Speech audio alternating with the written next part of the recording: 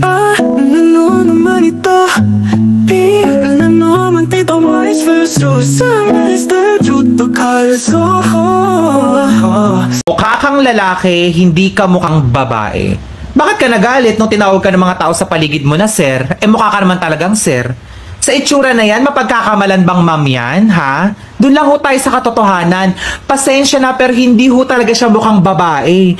Mukha siyang lalaking nag-makeup, nagkulay ng buhok, nagsuot ng damit pang babae, para kunyari, babae siya. Humingi na ng pasensya sa iyo yung waiter na na-misgender ka at natawag kang sir, pero anong eksena mo? Ganda-gandahan ka na hindi mo tinanggap yung pasensya ng tao. Ang nangyari, napatayo yung tao ng 2 oras dahil sa masyado mong kafiling-filingan. Hindi mo masisisi na matatawag kang sir dahil mukha kang lalaki. Yun ho ang katotohanan. Mukha kang lalaki, hindi ka mukhang babae. Pag tayo nakita tayong dalawa, hindi kita mapagkakamalang babae. Sinabon at pinalawan ng sermon.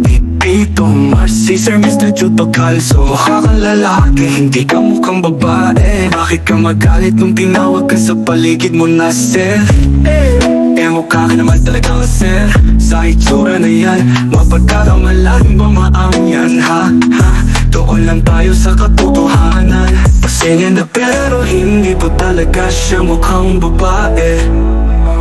Mukha siyang lalaking nagmakeop, nagkulay ng buhok, nagsuot ng damit pang babae, para kunyari babae siya. Humingi na ng pasensya yung waiter na na-misgender ka at natawag kang sir. Pero anong eksena mo? Ganda-gandahan ka na, di mo tinanggap yung pasensya ng tao. Ang nangyari, natatayo yung tao ng 2 oras dahil sa masyado mong ka-feeling-feelingan. Di mo masisisi na matatawag ng sir dahil mukha kang lalaki. Yun po ang katotohanan. Pasensya na pero hindi pa talaga siya mukhang babae. Mukha siyang lalaking nagmakeop, nagkulay ng buhok, nagsuot ng damit pang babae, para kunyari babae siya. Humingi na ng pasensya yung waiter na na-misgender ka at natawag kang sir. Ano naman ito? Ano naman Tito Mars versus Mr. Juto Calzo. Sinabon at pinalawan ng sermon ni Tito Mars, si Sir Mr. Juto Calzo.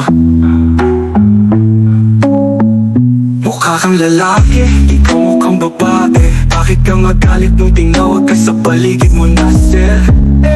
Mukha ka naman talagang sir. Sa itsura na yan, mapagkakamalan ba maang yan, ha? Doon lang tayo sa katotohanan.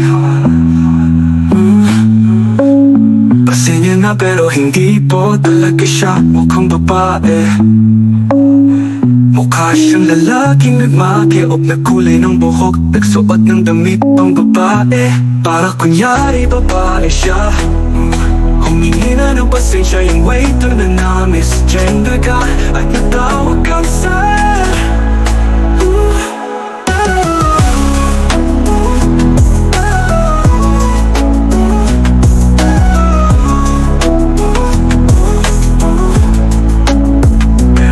Eksena mo, ganda-gandahan ka na, di mo tinanggap yung pasensya ng tao. Ang nangyari, napatayo yung tao ng 2 oras dahil sa masyadong mong ka-feeling-feelingan.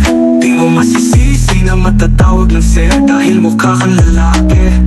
Yung po